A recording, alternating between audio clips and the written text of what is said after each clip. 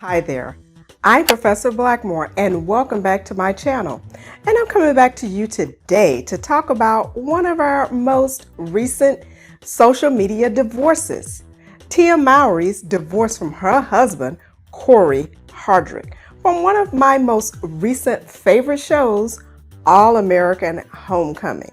And if you haven't had a chance to check out this TV show, set on the campus of an HBCU centered around its baseball and tennis teams, among other things, I highly suggest that you check it out. When I first talked about this divorce, when Tia first filed it, I gave her mad props for having the sense enough to have a prenup agreement.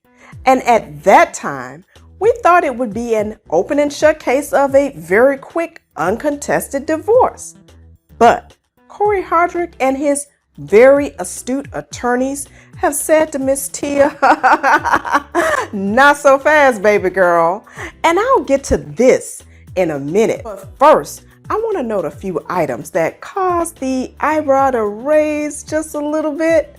And the first thing is the fact that this little 3-page divorce petition that was filed on October the 3rd, 2022, does not even state a date of separation. I mean, I just would think it would be easy to determine when the people separated. But they still together. But anyway, y'all, let me stay focused. Instead, it states to be determined.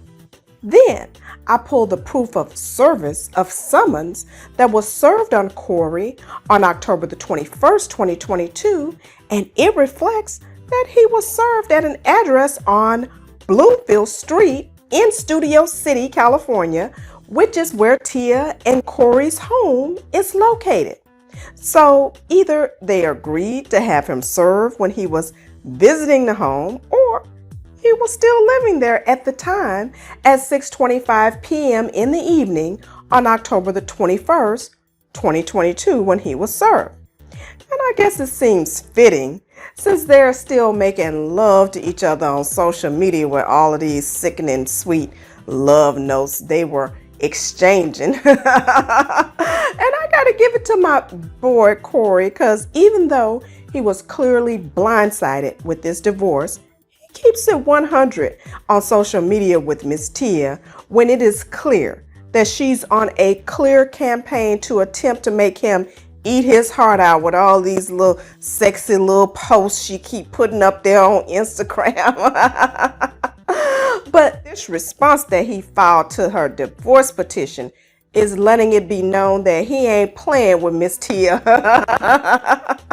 And while we all thought Miss Tia had the upper hand because she makes note of the parties' prenuptial agreement in her divorce petition filing, I want to take this opportunity to advise people that having a prenuptial agreement isn't really worth the paper it's written on if you let love take over your mind and you lose your mind and get rid of all of the assets that you claimed in the prenup to be your sole separate property. And then you go and commingle those assets and, like Tia did, sell the assets and use your equity to buy a new home and commingle those assets with the community estate. And so I think this is exactly the mistake that Miss Tia may have made during the marriage. And so let's take a look at what Mr. Cory has to say in his response to her divorce petition. And while he's also stating that the date of separation is to be determined, this Christmas photograph they posted on Instagram screams that he is just a mere visitor in the home at this time. I mean, he didn't even take the time to take off his hat and jacket. And so this is clearly a person who does not live in this home, which is kind of fitting since this home is going to be the basis of one of the major property disputes that the parties have since Tia sold her mansion that she owned outright prior to the marriage to buy this home with her husband. And how do I know this? Well, that's because Miss Sister Tia puts every bit of her personal business out on social media for the world to know. And so when she put the house on the market that she bought when her and her sister were still very young, starring on their hit TV show, it was widely reported.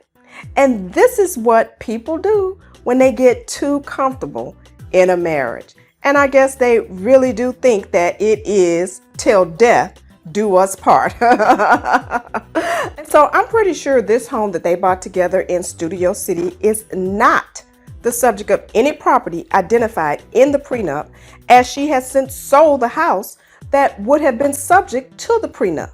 So, as you can see, this is the basis of his jaw-dropping statement in his response, in which he states, quote, determination of the validity of the prenuptial agreement dated April 14th, 2008, and or that any provisions are unconscionable, end quote.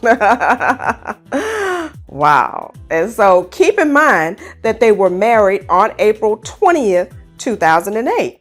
And so I want to take this opportunity to caution people not to wait until a week prior to the marriage to finalize the prenup. Do this at least several weeks before, so you're not rushing at the last minute, and so that people can correctly gather their thoughts about the nomenclature and identification of all of their respective assets.